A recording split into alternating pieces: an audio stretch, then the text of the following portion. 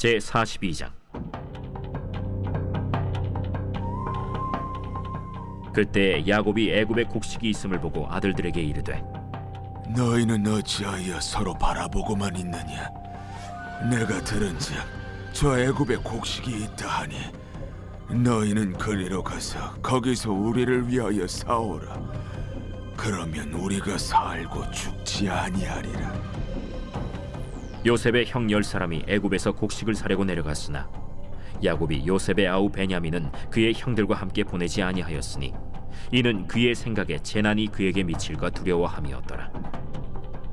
이스라엘의 아들들이 양식 사러 간 자 중에 있으니 가나안 땅에 기근이 있음이라.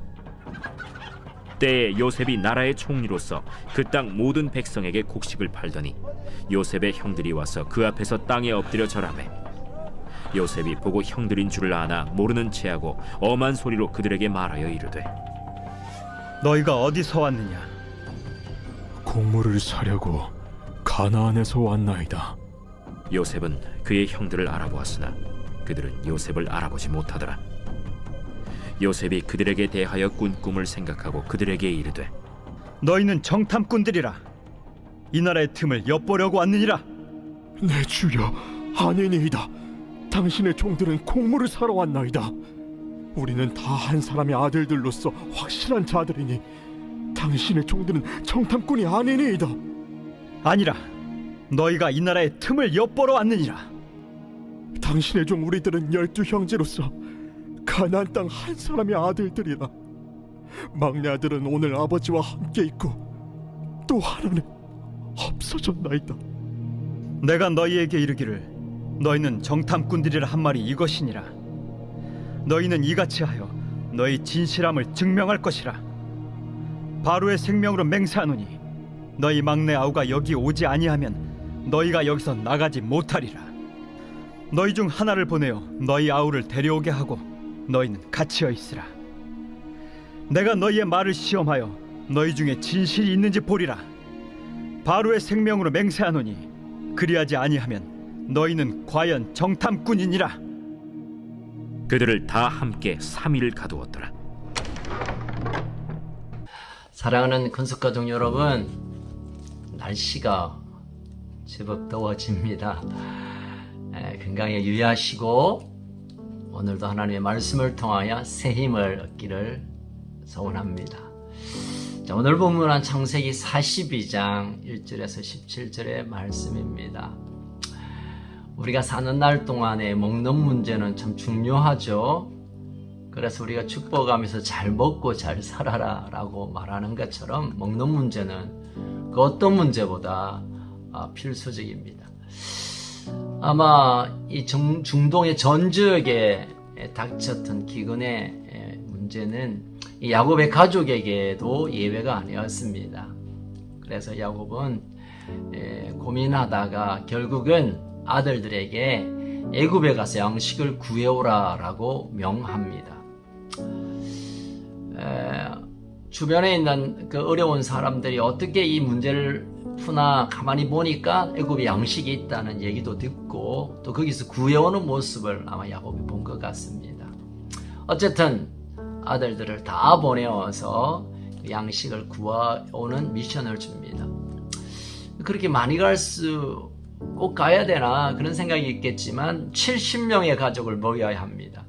또 언제 이 기근의 문제가 끝날지 모르기 때문에 많은 양식을 구해야 되고 또 이 야곱이 살고 있는 헤브론과 애굽은 약 40km가 되는 아주 먼 거리입니다. 오가는 그런 뿐만 아니라 참 큰 미션을 가지고 아들들의 눈치를 봅니다. 이 아들들은 막 서로 핑계하고 웬만하면 피하고 싶어 했지만 그래도 야곱은 아들들을 다 보내어서 이 중요한 이 가문의 생사를 결정하는 중요한 일을 미션으로 줍니다. 이게 얼마나 심각했는지 2절 3절에 보니까 2절이죠. 우리가 살고 죽지 아니하리라. 살고 죽는 문제가 지금 이 양식에 달렸으니 너희들이 핑계할 게 아니다. 다 가라고. 그렇게 해서 형제를 그 자녀들을 보냅니다. 그런데 4절에 보니까 야곱이 베냐민은 쏙 빼줍니다. 막내이기도 하고 또 그가 가장 사랑했던 라헬이 얼마 전에 죽었고 그 라헬이 낳은 아이가 베냐민이니까 애틋한 또 사랑이 남아있고 또 야곱의 마음속에 트라우마가 있죠. 사랑했던 요셉이 이때 당시만 해도 야곱은 요셉이 죽었다고 생각했는데 또 모진 일을 만나서 살아가는 이 베냐민이 죽을까라는 염려도 함께 있었던 것 같습니다. 어쨌든 10명의 그의 아들들이 먼 거리를 떠나며 애굽으로 가는 모습을 우리가 보게 됩니다. 여러분, 이 한 가족의 먹는 문제를 해결하는 간단한 사건처럼 보이지만 이 사건은 하나님이 일하시는 전 역사 가운데 하나님께서 이 인류를 구원하기 위한 큰 계획 가운데 중요한 전환점을 가져다주는 사건입니다. 우리가 알고 있는 대로 창세기 12장에 아브라함을 불러내어서 그로 하여금 새 하나님의 나라의 민족을 세우는 그 약속을 주셨고 그 약속을 이룸에 있어서 그 민족을 이루어야 되는데 그 민족을 이루는 일은 그리 쉽지 않은 일입니다. 그래서 결국은 우리가 아는 대로 이 기근의 문제, 어려운 문제를 통하여 결국은 그들이 애굽 고센 땅으로 근거지를 옮기고 그곳에서 400만이 훨씬 넘는 큰 민족을 이루어 가나안으로 돌아오는 이 놀라운 역사적인 시발점이 바로 오늘 이 기근의 문제입니다. 여러분, 때때로 하나님의 약속의 백성들이 어려움을 겪는 얻지 못하면 죽습니다.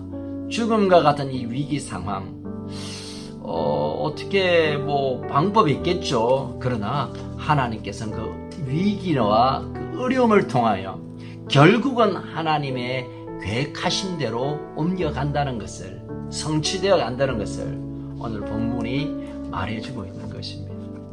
그래서 여러분, 우리가 처한 위기들, 어려움들 있어야 되는데 없고 되어야 되는데 안 되는 것, 어쩌면 표면적으로는 실패인 것 같고 우리에게 마음이 눌리는 것 같지만 그러나 이 모든 일들을 통하여 하나님의 계획하심은 차근차근 이루어져 가고 있음을 믿어야 될 것입니다. 이것은 대단한 위인들 뿐만 아니라 우리의 삶도 마찬가지입니다. 일상에서 다가오는 참 아픈 얘기들, 힘든 얘기들, 해결하기 힘든, 극복하기 힘든 그런 문제 앞에 내 스스로 어찌할 수 없는 상황 속에 하나님은 어떻게 하든지 우리를 구해주시고 이끄시고 결국은 우리의 각자에 한 하나님 계획을 이루어 가신다는 사실을 믿음으로 보아야 될 것입니다. 이런 영적인 시선, 하나님의 눈으로 나와 내 환경을 바라보는 결국은 하나님이 이루실 것을 신뢰하는 그런 믿음의 눈이 오늘 우리에게 필요한 것 같습니다. 자, 그렇게 해서 10명의 야곱의 아들들이 애굽으로 가서 애굽의 총리 앞에 엎드려 부탁합니다. 엎드려 절한다. 이것은 있었던 일이죠. 결국 야곱이 형제의 시기를 받았던 그 꿈의 얘기가 오늘 실제로 성취되고 있음을 봅니다. 형제들이 동생 요셉에게 엎드려 절하는, 양식 구해로 왔으니까 애굽의 총리니까 엎드려 절하는 게 예의지만 하나님의 큰 그림 가운데서는 또는 요셉의 가슴 속에는 하나님이 그때 그냥 괜히 꿈을 주신 것이 아니라 헛꿈이 아니라 개꿈이 아니라 오늘 이 시간 그 꿈을 이루시는구나 한번 감격하며 그 장면을 보고 있었을 것입니다. 그렇습니다. 하나님의 약속이 우리의 생각과 우리의 안목은 잘 보이지 않는 것 같습니다. 그러나 어느 한 세월에 어느 한 순간에 그때 꾸었던 꿈이 그때 하나님께서 가슴속에 집어 넣어주셨던 비전이 이루어지고 있음을 눈으로 확인하는 그날이 오게 될 줄로 믿습니다. 자, 이렇게 엎드린 형들을 이미 요셉은 알아차렸습니다. 그래서 아이고 형님들 여기까지 왔냐고 하고 싶은 마음이 여기까지 목까지 올라오지만 그걸 참아내고 의도적으로 계획적으로 이 형들을 대합니다. 아주 거친 목소리로 당신들 양식 구하러 온 게 아니라 정탐꾼으로 왔지. 그러니 형제 아닙니다. 우리는 양식만 구하면 됩니다. 무슨 아니야 나 믿을 수 없다고. 그러니 너희 집안의 얘기를 좀 해보라. 그러니 우리는 12아들이 형제인데 한 명은 집에 있고 한 명은 오늘 본문이니까 13절에 보니까 하나는 없어졌습니다. 지금 이 야곱이 이 얘기를 듣는 가운데 어떤 마음을 가졌을까요? 요셉은 형들에게 뭔가 기회를 주려고 이 질문을 하고 이 분위기를 유도해 갑니다. 형들이 자신에게 행했던, 형들이 동생에게 행했던 그 나쁜 일에 대해 고백할 수 있는 기회를 주기 위해 묻고 있고 또 듣고 있는 것입니다. 결국 이 10명의 형제들은 한 명 없어진 동생, 그 동생이 총리인 줄 모르고 고개 숙여 그냥 사실보다 살짝 숨겨서 말하고 있음을 봅니다. 없어진 게 아니라 자신들이 죽이는 것 같이 팔아먹었죠. 야곱은 이 고백을 들을 때, 요셉이죠. 죄송합니다. 요셉은 이 얘기를 들었을 때 마음이 좀 아프기도 하고, 괴롭기도 하고, 괘씸하기도 하고, 많은 생각이 오가겠죠. 그래서 요셉은 또 한 번 또 계획을 가집니다. 그러면 동생 그 베냐민을 데리고 오라. 데리고 오면 그때 내가 너희들이 진심을 알고 양식을 주겠다. 이 제안을 합니다. 아마 이제 요셉의 마음속에는 베냐민 동생도 보고 싶기도 하고 베냐민을 먼저 데리고 오고 온 가족들 70명의 가족들을 다 데리고 오고 싶은 마음이 있었겠죠. 자, 이 얘기를 하나하나 풀어가면서 결국은 요셉의 마음속에는 형님들의 잘못을 고백하는 것을 유도해 오고 그리고 하나님께서 이루시고자 하는 그 계획에 순종해 가고 있음을 보게 됩니다. 그러나 형제들은 이 회개의 기회를 또 놓쳐버립니다. 자, 오늘 이 본문에서 우리에게 주는 하나님의 교훈이 있습니다. 여러분, 우리 삶 속에 다가오는 어떤 위기들 어쩌면 피하고 싶고 안 일어났으면 좋겠고 나는 편안하게 걱정 없이 살면 좋겠지만 그러나 하나님의 사명을 가진 자 하나님의 사람들에게는 이 위기와 어려움들을 통해 우리의 처절한 약함을 통해 하나님의 강하심과 하나님의 계획이 점점 이루어져 간다는 것을 꼭 기억하시기를 축복합니다. 당장 하늘이 무너지는 것 같고 더 이상 아무것도 못할 것 같지만 그러나 그럼에도 불구하고 하나님은 하나님의 일을 신실하게 하나님의 열심으로 이루어 가신다는 것을 믿음으로 붙잡기를 축복합니다. 그래서 내 위기가 오면 하나님의 또 한 걸음 나를 약속의 자리로 옮기시구나. 이런 하나님을 향한 신뢰와 믿음을 회복하기를 축복합니다. 또 한 가지는 베냐민을 보내지 않았던 야곱의 마음을 잠깐 좀 생각해 보겠습니다. 물론 사랑하는 아들이고 또는 요셉을 잃은 슬픔 때문에 그 아들은 놓쳐서는 안 되겠다라고 아마 생각해서 보내지 않았겠지만 여전히 야곱은 하나님을 완전히 신뢰하는 그런 믿음의 모습은 보이지 않고 있습니다. 끝까지 자기의 생각과 자기의 계획 가운데 살아가고 있는 완전한 이 거듭남의 삶을 보여주지 못한 것들을 보게 됩니다.